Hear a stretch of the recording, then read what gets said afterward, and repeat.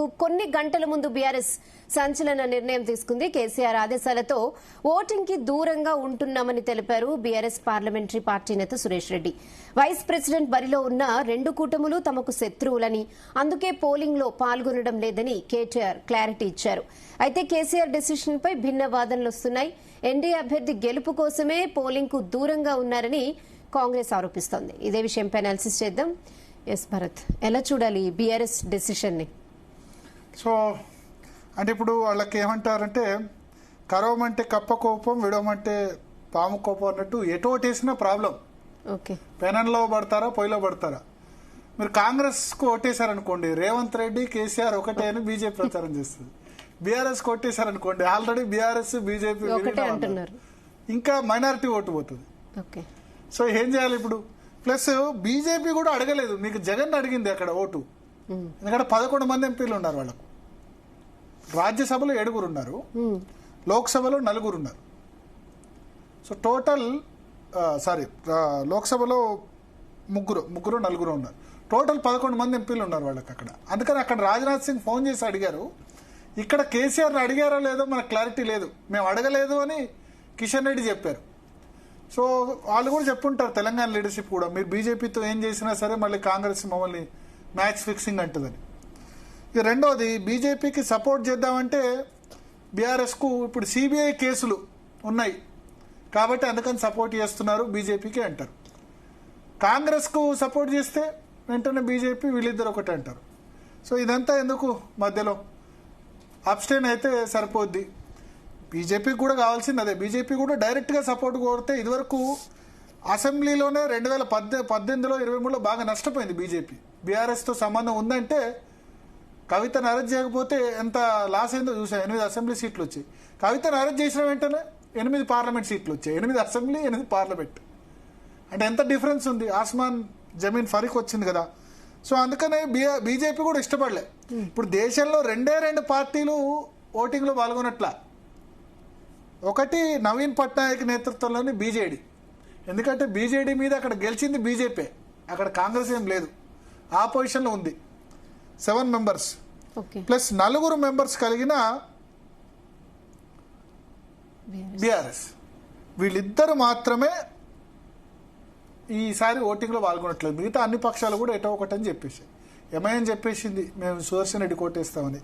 So అడుగుదాం విప్రకాష్ గారు, ఇది కరెక్ట్ స్ట్రాటజీనా? వాళ్ళు అట్లా చెప్పలేదండి. వాళ్ళు ఏమన్నారంటే యూరియా అనే కొరత ఏదైతే ఉన్నదో ఇది 2 ప్రభుత్వాలకు సంబంధించిన అంశము. వీళ్ళు రైతులను ఇట్లా ఇబ్బంది పెడుతున్నారనే అంశం దేశవ్యాప్తంగా కూడా ప్రచారం కావడానికి దీన్ని ఒక నిరసనగా ఈ ఓటేయట్లేదు అనేది వాళ్ళు ఇవాళ కేటీఆర్ గారు సరే అంటే ఏం చెప్పినా సరే, యూరియా ఇవన్నీ ఏం చెప్పినా సరే కరెక్ట్ స్ట్రాటజీనా 2 వాటికి దూరంగా ఉండడం? అసలు ఏ క్యాండిడేట్ అడిగిందండి? బీఆర్ఎస్ వచ్చి ఇక్కడున్న తెలంగాణ నుంచి ఉన్న తెలంగాణలో అందరి అభిమానం పొందిన సుదర్శన్ రెడ్డి కూడా నేను కాంగ్రెస్ కాదు, నేను ప్రతిపక్షాల క్యాండిడేట్ అని చెప్పుకొని ఆయన కూడా కనీసం కేసీఆర్ గారితోనో కేటీఆర్ గారితోనో మాట్లాడే ప్రయత్నం చేయాలి. రేవంత్ రెడ్డి పబ్లిక్ గా అప్పీల్ చేశారు.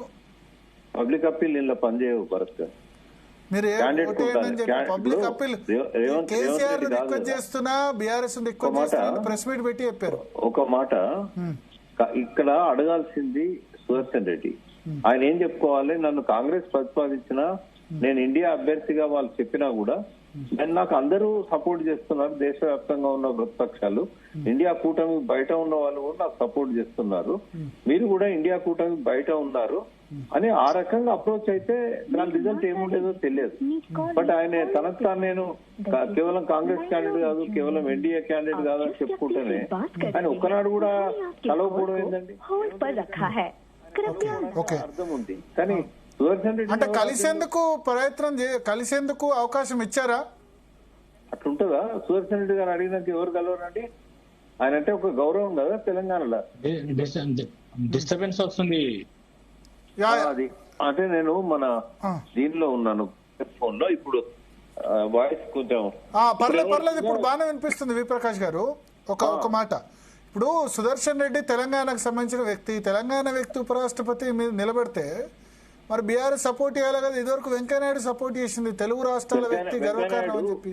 వెంకయ్యనాయుడు ఆయన తెలంగాణకు అడ్డుపడ్డా కూడా ఆయన ప్రెసిడెంట్ గా నిలబడ్డప్పుడు వచ్చి కేసీఆర్ గారితో ముందే మాట్లాడుకొని అందరిని ఒక దగ్గర గ్యాదర్ చేయించుకొని ప్రతి ఒక్క ఎమ్మెల్యే దగ్గరికి మన పార్లమెంట్ మెంబర్ దగ్గరికి కూడా పర్సనల్ గా పోయి వాళ్ళతో చేతులు కలిపి అందరితో సెల్ఫీలు దిగాడు ఆయన. అంటే కనీసం ఫోన్ లేదు, మనిషి లేడు, అది కొంచెం హార్ట్ బర్నింగ్ ఉంటుంది. నేను అక్కడ చూసా, కాంటాక్ట్ చేసేందుకు ప్రయత్నించగానే బీఆర్ఎస్ వాళ్ళు రెస్పాండ్ కాలేదంటున్నారు. లేదు, నాకు తెలిసి సుదర్శన్ రెడ్డి గారు అడిగితే అపాయింట్మెంట్ ఇవ్వకపోవడం అనేది ఉండదు. అవునా? అది వారికి ఇప్పుడు వారేం కాంగ్రెస్ కాదు. సుదర్శన్ రెడ్డి అడిగితే ఖచ్చితంగా సపోర్ట్ ఇచ్చేవాళ్ళ నేను అనుకుంటున్న అవకాశం ఉండేది. బట్ ఆయన ముందే అనౌన్స్ చేసిండు. ఆయన కనీసం మర్యాదపూర్వకంగా కూడా ఇక్కడ తెలంగాణ నుంచి కాబట్టి అన్ని పక్షాలతో ఒక మీటింగ్ పెట్టి మనందరం కలిసి ఈయన సపోర్ట్ చేద్దామని అడిగుంటూ ఇంకో తీరు ఉండేదేమో. కానీ వాళ్ళ ఆ ఆపర్చునిటీ వాళ్ళు తీసుకోలేదు. బీజేపీకి మద్దతు ఇవ్వడానికి ఏమి ఇబ్బంది వచ్చింది? సరే, సుదర్శన్ రెడ్డి అడగలేదు. మేము యూరియా ఇచ్చే పార్టీకి ఓటేస్తాం అని కేటీఆర్ చెప్పారు. యూరియా ఇచ్చే స్థానంలో బీజేపీ ఉంది.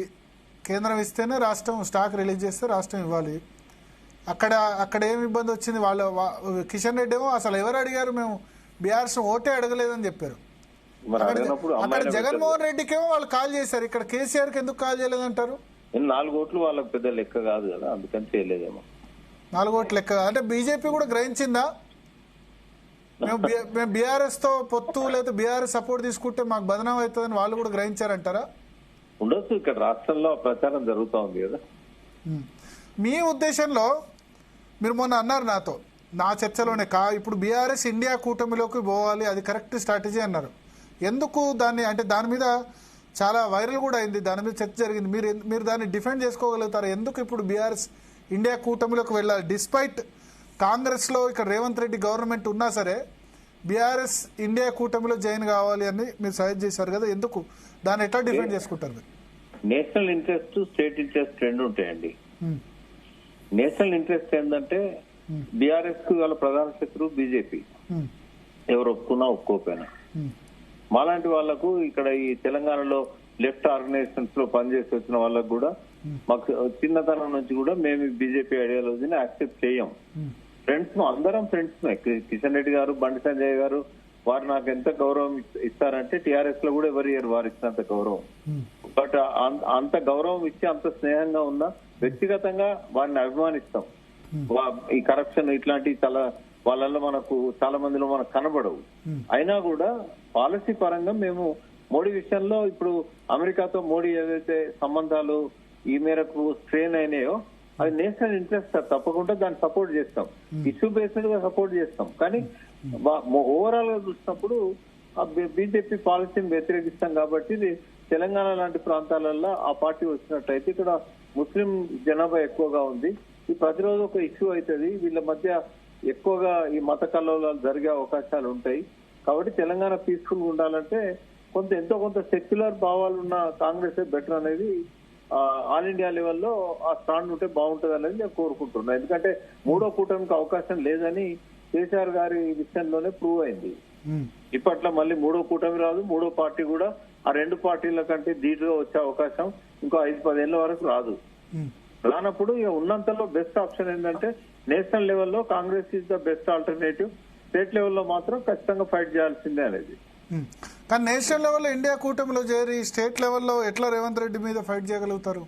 అంటే కొంచెం ఇది కూడా తగ్గుతుంది కదా, కొంత వీళ్ళ మధ్య వైరుధ్యాలు, వైషమ్యాలు, ఈ పర్సోనిఫికేషన్ ఇట్లాంటివన్నీ తగ్గుతాయి. కొంత అది అవసరం. స్టేట్ ఇంట్రెస్ట్ లో అపోజిషన్ తో కలిసి పనిచేసినట్టయితే అధికార పార్టీకి చాలా మేలు అవుతుంది. ఇప్పుడు 2022 నుంచి 23 ఎలక్షన్స్ వరకు కూడా కాంగ్రెస్ తో సన్నిహితంగానే పనిచేశారు కేసీఆర్. రాహుల్ గాంధీ హిమంత బిశ్వ శర్మ తిడితే అట్లా ఎట్లా మాట్లాడతారు అని చెప్పారు. తర్వాత నెహ్రూ గురించి అసెంబ్లీలో పొగిడారు. హుజురాబాద్ బై ఎలక్షన్ తర్వాత కాదు అట్లా అనడం వేరు. వాస్తవంగా బీజేపీతో దూరం పెరిగినా కూడా కాంగ్రెస్ కు దగ్గరేం కాలేదు ఆయన అసలు.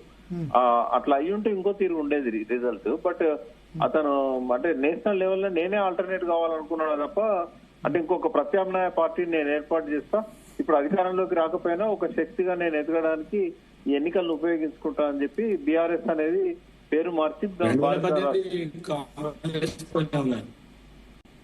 ఏమంటారు నేను వేణుగోపాల్ రెడ్డి గారు మీరు మీరు 2018 ముందు చెప్పండి వేణు గారు, చెప్పండి వేణుగోపాల్ రెడ్డి గారు. ఏమంటున్నా అంటే ఇక్కడ తెలంగాణకు సంబంధించినంత వరకు వినొస్తలేదా? నాకు కొద్దిగా ఛార్జ్ పెట్టుకున్నా ఛార్జ్ పోతే వినిపిస్తుంది చెప్పండి. నేనేదేమంటున్నా అంటే బీజేపీ కంటే కేసీఆర్ కొంత మొదటి నుంచి కాంగ్రెస్ కే దగ్గర ఉన్నాడు. ఎందుకంటే 2018 ఎన్నికల ముందు కూడా రాహుల్ గాంధీ షేర్ చేసుకున్నాడు స్టేజ్ కర్ణాటకలో. రాహుల్ గాంధీ అదేది మోడీ మళ్ళీ గవర్నమెంట్ రాదని చెప్పి ప్రచారం చేసినట్టు అంతా చేసిన తర్వాత మేము 302 సీట్లు గెలిచిన తర్వాత మళ్ళీ ఒక 2 సంవత్సరాల తర్వాత నరేంద్ర మోడీ గారు 3 సంవత్సరాలు గ్యాప్ మెయింటైన్ చేసిండు. ఎప్పుడు వచ్చినా ప్రధానమంత్రి కలవకపోవడం, దూరం మెయింటైన్ చేయడం, ప్రధానమంత్రిని విమర్శించడం, గద్దె తీస్తామని చెప్పడం, రకరకాలుగా మాట్లాడండి. సరే అవన్నీ జరిగినాయి, రాజకీయాలు అయిపోయినాయి.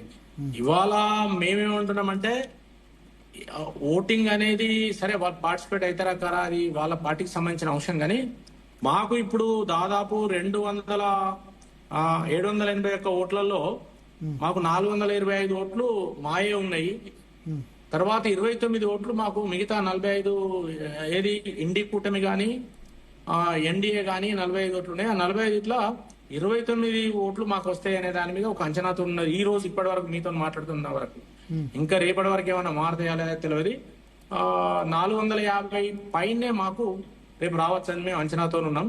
కాబట్టి ఇక్కడ టీఆర్ఎస్ విషయానికి వచ్చినప్పుడు మాకు ఆంధ్రప్రదేశ్ లో మొత్తం మాకే వస్తున్నాయి. ఎందుకంటే మీరు చెప్పినట్టు జగన్మోహన్ రెడ్డి 11 సీట్లు, టీడీపీ 18. మరి జగన్మోహన్ రెడ్డికి మీరు కాల్ చేసి మీకు అక్కడ మిత్రధర్మం చంద్రబాబు నాయుడు బద్ద వ్యతిరేకమైన జగన్ కు మిత్రధర్మాన్ని మీరు పాటించకుండా కాల్ చేసి ఆయన ఓట్లు అడిగి ఇక్కడ బీఆర్ఎస్ ఓట్లు ఎందుకు అడగలేదు మీరు?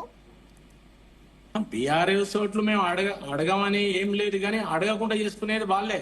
ఇప్పుడు కేటీఆర్ గారు మాట్లాడినప్పుడు కిషన్ రెడ్డి గారు స్పందించండు. మేము యూరియా ఎందుకు యూరియా అన్ని రాష్ట్రాలకు ఇస్తాను, ఇక్కడ ఇస్తాను, అన్ని రాష్ట్రాలలో ఎక్కడ లేదు. ఇక్కడ యూరియా మిస్యూజ్ అవుతుంటే ఇతర ఫ్యాక్టరీలో పోతుంటే, ఇప్పుడు ఆంధ్రప్రదేశ్ లో ఇతర ఫ్యాక్టరీలో పోతుంటే పట్టుకున్నారు. మరి ఇక్కడ ఎందుకు పట్టుకుంటలేరు? ఇక్కడ ఎందుకు బ్లాక్ చేస్తున్నారు?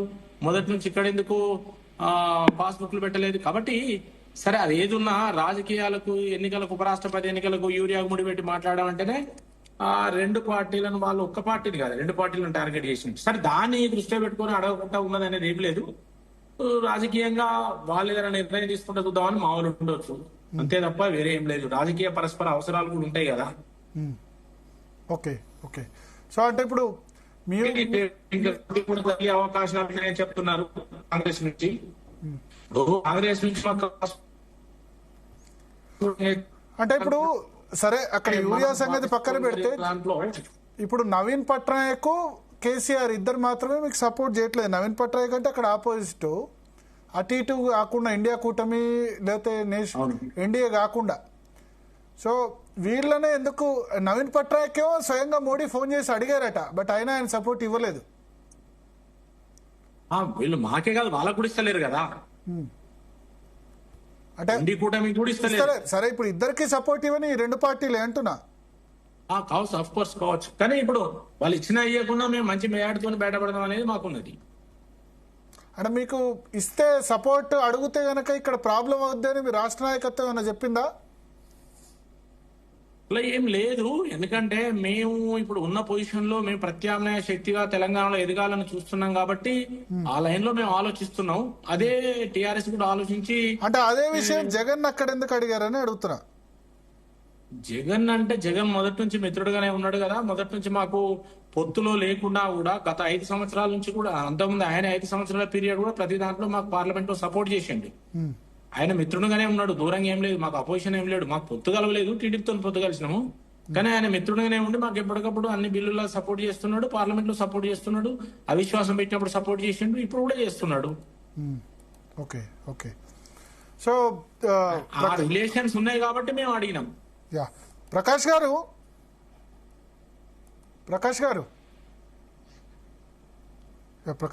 లైన్ కట్ అయినట్టుంది. సో మొత్తానికి రెహానా ఒకటైతే క్లియర్, ఉపరాష్ట్రపతి ఎన్నికకు సంబంధించి అయితే ఇప్పుడు రేపు జరగబోతోంది. ఆల్మోస్ట్ లాంఛనమే బీజేపీ గెలుపు, బీజేపీ అభ్యర్థి సిపి రాధాకృష్ణన్ గెలుపు లాంఛనమే, ఎందుకంటే ఓట్ డిఫరెన్స్ చాలా ఉంది. కానీ క్రాస్ ఓటింగ్ ఏమైనా జరుగుతుందా? ఎందుకంటే ఆత్మ ప్రబోధానుసారం అని గతంలో ఇందిరాగాంధీ చెప్పినప్పుడు అప్పుడు ఏం జరిగిందో మనం చూసాం. ఆత్మ ప్రబోధానుసారం అని చెప్తే కనుక అది జరిగింది. ఇప్పుడు ఆత్మ ప్రబోధానుసారంనే వాడుతున్నారు సుదర్శన్ రెడ్డి, కానీ హైలీ అన్లైక్లీ. ఎందుకంటే పార్టీలు ఏంటంటే ముందు అన్ఫార్చునేట్లీ ఏంటంటే, మీరు నమ్ముతారో నమ్మరు, లాస్ట్ వైస్ ప్రెసిడెంట్ ఎలక్షన్లో ఎంపీలు ఎవరు ఏమంటారు, ఊర్లో వాళ్ళు చెల్ల నోట్లు వేశారంటే ఓకే, 15 మంది ఎంపీలు చెల్ల నోట్లు వేశారు. మీరు నమ్ముతారా? అంటే ఇక్కడ దీనిలో ఏం చేయాలంటే నెంబర్ 1 అని ఏమంటారు అది పెట్టాలి, ఎలక్షన్ కమిషన్ ఇచ్చిన పెన్నునే యూజ్ చేయాలి. అట్లా కాకుండా 15 మంది చెల్ల నోట్లు వేశారు. ఇక్కడ మొన్న మన గ్రాడ్యుయేట్ ఎన్నిక కరీంనగర్లో కూడా గ్రాడ్యుయేట్లు చాలామంది చెల్ల నోట్లు ఓటేశారు. సో రేపు ఎంపీలు పోయినసారి 15 చెల్ల నోట్లు అవుట్ ఆఫ్ 780, అంటే 2% మంది చెల్ల నోట్లు వేసిన పరిస్థితి ఉంది. సో అందుకని సార్ మాక్ పోలింగ్లు కండక్ట్ చేశారు. అటు బీజేపీ కండక్ట్ చేసింది మాక్ పోలింగు, కాంగ్రెస్ పార్టీ కూడా కండక్ట్ చేసింది. ఇప్పుడు లోకేష్ ఢిల్లీలోనే ఉన్నారు, తెలుగుదేశం పార్టీ నేతలతో వాళ్ళు కూడా సమావేశమయ్యారు. వాళ్ళకి ముందే మాక్ పోలింగ్ పెట్టి ఇగో ఎలక్షన్ కమిషన్ ఇచ్చిన పెన్నే వాడాలి, మీ పెన్నుతో వేయొద్దు, అంకె మాత్రమే వేయాలి, అక్షరాలు వేయొద్దు, ఇట్లా అని చెప్పారు. ఈ ఉపరాష్ట్రపతి ఎన్నికల పోలింగ్లో కేవలం లోక్సభ రాజ్యసభ ఎంపీలు మాత్రమే ఓటింగ్ ఉంటుంది. రాష్ట్రపతి ఎన్నిక వచ్చిందనుకోండి, రాష్ట్రపతి ఎన్నికలో ఎమ్మెల్యేలు కూడా ఓటేస్తారు. లోక్సభ రాజ్యసభ ఎంపీలు ప్లస్ ఎమ్మెల్యేలు కూడా ఓటింగ్ హక్కు ఉంటుంది. దానికి నియోజకవర్గ గణం అని ఉంటుంది, అంటే ఒక్క రాష్ట్రంలో ఒక ఓటు వాల్యూ ఎంత అన్నది దానికి వేరే లెక్క ఉంది, ఎలక్ట్రల్ కాలేజ్ లెక్క ఉంది. సో ఇప్పుడు ఎంపీలు వేసే ఓటు కాబట్టి ఎంపీల్లో ఎన్డీఏకి క్లియర్ మెజార్టీ ఉంది, వాళ్ళకు 120-130. క్రాస్ ఓటింగ్ అంత జరుగుతుంది. ఇప్పుడు ఆత్మ ప్రబోధానుసారం ఎంపీలు వేస్తారు అంటే మీకు ఒక 20-30 ఓట్లు ఉన్నాయనుకోండి, ఏమైనా ఎంపీలు క్రాస్ ఓటేయచ్చు. డిఫరెన్స్ అక్కడ 100 ఓట్లకు పైగా కనబడుతుంది కదా, 120-130 మంది ఉంది కదా. ఆ క్రాస్ ఓటింగ్ వేసేవాడు కూడా ఏమనుకుంటాడంటే గెలిచే అవకాశం ఉంటే వేద్దాం అనుకుంటాడు, లేకపోతే అనవసరంగా తెలిస్తే మా పార్టీకి తెలిస్తే ఇంకా 3-4 సంవత్సరాలు పవర్లో ఉంది ఎన్డీఏ, ఒకవేళ నేనే తప్పు ఓటేసానని తెలిస్తే ఇబ్బంది అవుతుంది కదా అని కూడా అనుకోవచ్చు కదా. దీనికో విప్ ఉండదు, దీనిలో ఎవరికైనా ఓటేసుకోవచ్చు. క్రాస్ ఓటింగ్ జరిగింది మొన్న టీడీపీ లాస్ట్ 1.5 year బ్యాక్ పవర్లో కోల్పోయే ముందు వైసీపీ వాళ్ళు క్రాస్ ఓటింగ్ వేసి 3 ఎమ్మెల్యేలు టీడీపీ ఎమ్మెల్సీ అభ్యర్థిని గెలిపించారు. అప్పుడేంది ఇంకా వాళ్ళు డిసైడ్ అంటే ఆనంద్ రామనారాయణ రెడ్డి తర్వాత ఉండవల్లి శ్రీదేవి వీళ్ళంతా ఓటేసి టీడీపీ అభ్యర్థిని గెలిపించారు, ఎమ్మెల్సీ అభ్యర్థి.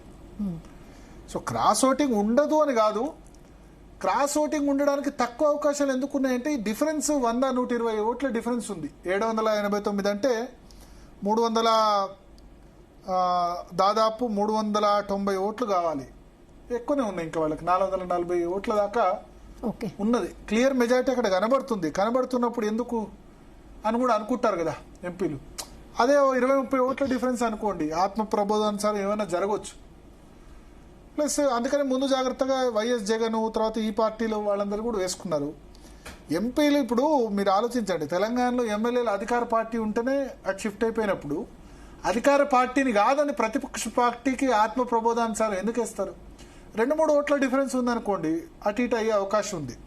కానీ ఓట్ల డిఫరెన్స్ చాలా ఎక్కువ ఉంది కాబట్టి, మెజారిటీ బీజేపీ ఓట్లే కాబట్టి ఆబ్వియస్లీ బీజేపీ కాకుండా మిత్రపక్షాలు టీడీపీ, జేడీయూ, జగన్ పార్టీ వాళ్ళు ఆబ్వియస్లీ అధికారం పక్షంతో వాళ్ళతో పనులు ఉంటాయి. కేంద్రంలో ఎంపీలకు 4 సంవత్సరాలు ఇప్పుడప్పుడు పోయే గవర్నమెంట్ కాదు కదా, ఇప్పుడప్పుడు గూలే గవర్నమెంట్ కాదు కదా. సో ఎందుకు వేయాలని అనుకుంటారు వాళ్ళు కూడా. పైగా సుదర్శన్ రెడ్డి ఇప్పుడు తెలుగు వారి ఆత్మాభిమానం అంటే తెలుగుదేశం పార్టీ ఎంపీలు వాళ్ళే ఓటేసే పరిస్థితి లేదు, జగన్ కూడా సపోర్ట్ చేయలేదు. సో ఏదన్నా క్రాస్ ఓటింగ్ అయినా 2-3 అటు ఇటు తేడా రావచ్చు, కానీ అంతకంటే ఎక్కువ రాదు అని నేను అనుకుంటున్నా. రిజల్ట్ మీద అయితే ఎఫెక్ట్ ఉండదు, ఎందుకంటే క్లియర్ మ్యాండేట్ క్లియర్ మెజారిటీ మనకు కనబడుతుంది. బట్ ఇది ఎక్స్పెక్టెడ్ ఎన్నిక అయితే కాదు, ఏది ఎక్స్పెక్ట్ ఉపరాష్ట్రపతి ఎన్నిక అంటే ఇంకా టర్మ్ ఉంది కదా. ఇది జగదీప్ ధన్కర్ రాజీనామా చేస్తారు అని అనుకోలేదు కాబట్టి ఎక్స్పెక్టెడ్ ఎన్నిక కాదు. మొన్నటి వరకు ఆ విధంగా ఉన్న వ్యక్తి సడన్ గా ఆయన రాజీనామా చేయడం ఖచ్చితంగా అన్ఎక్స్పెక్టెడే. బట్ ఇప్పుడు ఎన్డీఏ అభ్యర్థి సిపి రాధాకృష్ణన్ గెలుపు అయితే క్లియర్గా ఎక్స్పెక్టెడే కనిపిస్తుంది ఎంత చేసినా. ఎందుకంటే ఇప్పుడు వీళ్ళు కలవడానికి కూడా ఇష్టపడలేదు కదా. కేసీఆర్ కలవలేదు, చంద్రబాబు నాయుడు కలవలేదు, జగన్మోహన్ రెడ్డి ఫోన్ చేస్తే మాట్లాడితే మీరంటే మాకు గౌరవం ఉంది కానీ మాకు ఆల్రెడీ రాజ్నాథ్ సింగ్ ఫోన్ చేశారని చెప్పారు. సో బీజేపీ కూడా తెలివిగా జగన్కేమో ఫోన్ చేసింది, కేసీఆర్కేమో ఫోన్ చేయలేదు. మీరు చూడండి 11 ఓట్లు ఉన్నాయి, సరే ఈ 4 ఓట్లు వస్తే రాకపోని అని ఫోన్ చేసే ఉంటారు, చేయకుండా ఏముండరు, మీరు ఆబ్సెంట్ కండి అని చెప్పి ఉంటారు. నేను అనుకుంటా కేసీఆర్ ఖచ్చితంగా ఫోన్ వచ్చి ఉంటుంది, రాలేదని కాదు, మీరు ఆబ్సెంట్ కండి చాలు అని చెప్పి ఉంటారు. ఎందుకంటే ఆ ఓట్లు వేస్తే బీఆర్ఎస్ బదనం అవుతుంది, తీసుకుంటే బీజేపీ బదనం అవుతుంది. బీజేపీకి తెలంగాణలో ఎదగాలంటే బీఆర్ఎస్ ఓట్లు తీసుకుంటే బీఆర్ఎస్ బీజేపీ ఒకటే అని అంటారు. బీఆర్ఎస్ బీజేపీ ఒక్కటి కాదన్నప్పుడే హుజురాబాద్లో రాజీనామా చేసి బీజేపీలో జాయిన్ అయితేనే గెలిచింది కదా. రఘునందన్ రావు కూడా బీఆర్ఎస్ బీజేపీ ఒక్కటి కాదంటేనే కదా గెలిచింది. మునుగోడులో గట్టి పోటీ ఇచ్చింది ఒకటే కదా. ఇద్దరు ఒకటే అంటే అసెంబ్లీ ఎన్నికల్లో ఏమైంది, బండి సంజయ్ అధ్యక్షుడు తీసేస్తే ఏమైంది, కరెక్ట్గా 3 నెలల ముందు 8 సీట్లు వచ్చాయి. మళ్ళీ కవితను అరెస్ట్ చేయగానే నిజంగా వీళ్ళ మధ్య పొత్తు లేదనగానే కవితను అరెస్ట్ చేసిన తర్వాత కూడా పొత్తు పెట్టుకుని ట్రై చేశారు చివరి నిమిషం వరకు. బీజేపీ బీఆర్ఎస్ అలయన్స్ అది ఇదని మాట్లాడారు. చల్ అలయన్స్ లేదు ఏం లేదని చెప్పి కవితను మార్చి 26న అరెస్ట్ చేశారు. అరెస్ట్ చేసిన వెంటనే బీజేపీ గ్రాఫ్ అమాంతంగా పోయింది. సో బీజేపీ హైకమాండ్ కూడా అర్థమైంది ఏ మాత్రం ఫ్రెండ్లీగా ఉన్నా నష్టం బీఆర్ఎస్ తో మనకి ఇక్కడ రాష్ట్రంలో ఎదగడానికి కష్టం అని వాళ్ళకి అర్థమైంది. అందుకని వాళ్ళు అక్కడ జగన్ సపోర్ట్ అడిగారు. ఎందుకంటే జగన్తో ఫ్రెండ్లీగా ఉన్నా అక్కడేం వాళ్ళకి అర్థం, ఆంధ్రప్రదేశ్లో మనం ఎట్లాగో అధికారానికి వచ్చేది లేదు, మిత్రపక్షంగా ఉంటాం అయితే తెలుగుదేశం వాళ్ళతోనూ. అందుకని లోకేష్ను ప్రధానమంత్రి దగ్గర చేస్తున్నారు. 2 సార్లు లోకేష్ను పిలిపించుకొని మాట్లాడారు. ఆంధ్రప్రదేశ్లో బీజేపీ ఇప్పటికిప్పుడు 2025లో అధికారంలోకి వచ్చే ఛాన్స్ లేదు కదా. కానీ తెలంగాణలో అవకాశం ఉందని హైకమాండ్ అనుకుంటుంది. మేము 2 సార్లు తప్పు చేశాం. 2018-23లో 18లో అయితే ఒకటే సీట్ వచ్చింది బీజేపీకి అసెంబ్లీలో. 2014 5 వస్తే ఒక్క రాయసింగ్ తప్ప ఎవరు గెలవాలి 18లో. తర్వాత రఘునందన్ రావు ఈటల రాజేందర్ బై ఎలక్షన్లో గెలిచారు. సో అందుకని బీజేపీ హైకమాండ్కి అర్థమైపోయింది ఇంకా మనం బీఆర్ఎస్తో ఒకటంటే ఇక్కడ అవుట్, బీఆర్ఎస్ అవుట్ అయితేనే తెలంగాణలో బీజేపీ ఇన్ను అన్నది వాళ్ళకి అర్థమైంది. సో అందుకని వాళ్ళు తీసుకునేది కూడా ఇష్టపడట్లేదు. కాల్ చేసి నాకు చెప్పుంటారు, నా ఉద్దేశం ఏంటంటే కాల్ చేసి మీరు ఆబ్సెంట్ కండి, ఇండియా కూటమి మద్దతు అనౌన్స్ చేయకండి అని అంటారు. సో రాజకీయాలు ఆబ్సెంట్ అయినా చాలు కదా. ఇప్పుడు సుదర్శన్ రెడ్డికి సపోర్ట్ చేశారనుకోండి, సో అక్కడ కూడా ఇబ్బంది. కాబట్టి ఆబ్సెంట్. రేపు సిబిఐ కేసులు ఉన్నాయి, ఇప్పుడు సిబిఐ విచారణకు పోయింది, వాళ్ళ మోడీ కోర్టులో పోయింది. కాబట్టి బీఆర్ఎస్ కూడా దాన్ని ఆబ్లిగేట్ చేస్తుంది కంపల్సరీగా. సో ఖచ్చితంగా ఎవరో ఒకళ్ళు ఇన్ఫార్మ్ చేసి ఉంటారు, డైరెక్ట్గా ఫోన్ కాకపోయినా ఇండికేషన్ ఇచ్చుంటారు, మీరు ఆబ్సెంట్ కండి. ఇప్పుడు మోడీ మాటను జవదాటే వాళ్ళు లేరు.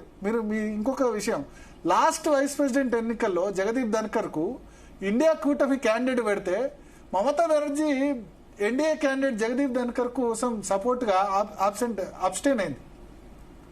ఇండియా కూటమి క్యాండిడేట్ సపోర్ట్ చేయలే. జగదీప్ ధన్కర్ ఆమెను 30 తిప్పలు పెట్టారు గవర్నర్ గా, వెస్ట్ బెంగాల్ గవర్నర్ గా 30 తిప్పలు పెట్టారు.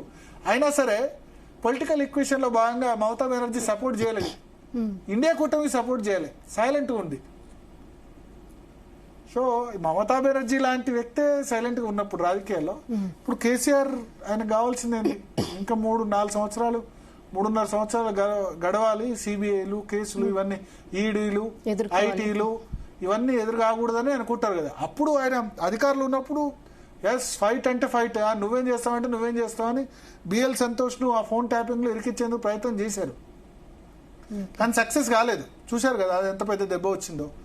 నిజానికి కేంద్ర ప్రభుత్వంతో అంత గొడవ దిగకపోతే, కవిత లిక్కర్ స్కామ్ ఇవన్నీ రాకపోతే పరిస్థితి వేరే విధంగా ఉండేది. దానివల్ల కూడా ఒక 2-3% ఓట్లు పోయినాయి కదా బీఆర్ఎస్కి. సో అందుకని ఇప్పుడు ఆయన ఎదిరించే పరిస్థితులు లేరు కేసీఆర్ కూడా.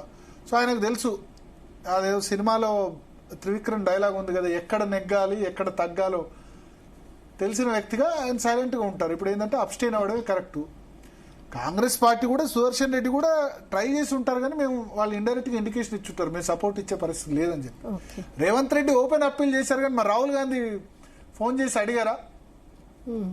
అంటే వీళ్ళు ఇస్తామని రెడీ ఉంటే రాహుల్ గాంధీ ఫోన్ చేసి అడుగుతారు కదా. సో వాళ్లకు ఇష్టం లేదు. అంటే ఇప్పుడు బీఆర్ఎస్ ఏంటంటే అటు ఇటు కాకుండా ఉంది. సో నేనేమనుకుంటానంటే బీజేపీ నుంచి ఇండైరెక్ట్ గా ఇండికేషన్ వచ్చింది, మీరు కామ్గా ఉండండి, అబ్స్టైన్ గా అయినా చాలు అని చెప్పి. 4 కదా ఉన్నాయి, అబ్స్టైన్ అయినా చాలు. సపోర్ట్ తీసుకునేందుకు కూడా భయపడుతున్నారు ఇప్పుడు బీజేపీ వాళ్ళు. ఓకే. ఇచ్చేందుకు వీళ్ళు కూడా భయపడతారు. ఇచ్చారనుకోండి ఇప్పుడు మైనారిటీ ఓటు, రేపు జూబ్లీహిల్స్లో 1,00,000 ఓట్లు ఉన్నాయి మైనారిటీస్. కాంగ్రెస్ బదనాం చేయదు బీజేపీ బీఆర్ఎస్ ఒకటని కదా. సో అందుకని ఇది రెండు పార్టీలు కూడా, బీజేపీ బీఆర్ఎస్ రెండు పార్టీలు కూడా ఏమనుకున్నాయంటే నీ సపోర్ట్ నువ్వు ఇచ్చుడవద్దు, నేను తీసుకోవద్దు అనుకున్నాయి. సేమ్ ఆ విధంగానే నిర్ణయం జరిగిందని నేను అనుకుంటున్నా. ఓకే. సో అంటే ఈ ఉప ఎన్నికనే జస్ట్ ఒక నామినలే, దీని ఇంపాక్ట్ పెద్దగా ఇటు ఎన్డీఏ మీద కానీ కాంగ్రెస్ మీద కానీ ఏముండదు. అంటే ఈ ఉపరాష్ట్రపతి ఎన్నిక ఇంపాక్ట్ డెఫినెట్గా ఏముంటుంది అంటే అధికార పక్షం ఓడిపోతే ఉంటుంది ఓకే కదా. అధికార పక్షం ఓడిపోతూ ఉంటుంది. గెలిస్తే క్రాస్ ఓటింగ్ జరిగినా కొంచెం ఒక 10-12 ఓట్లు అటు ఇటు అయినా ఉంటుంది. ఒకళ్ళిద్దరు పడ్డా ఏం కాదు, చెల్తా. ఒకళ్ళిద్దరు అటు ఇటు అయినా ఓట్లు, ఓకే. 10 ఓట్లకు పోయి క్రాస్ ఓటింగ్ పడితే ఒక ఎన్డీఏలో మోడీకి సపోర్ట్ లేదా అని వస్తుంది. చూద్దాం రేపు రిజల్ట్ తర్వాత. లాస్ట్ టైం అయితే 15 చెల్లని ఓట్లు ఉన్నాయి. ఈసారి అన్ని ఎంపీల స్థాయిలో కూడా చెల్లని ఓట్లు ఉండడం అయితే దురదృష్టకరం. ఈసారి అట్లా కావద్దని ఆశిద్దాం. Okay okay Bharat, thanks for the analysis. So ఇది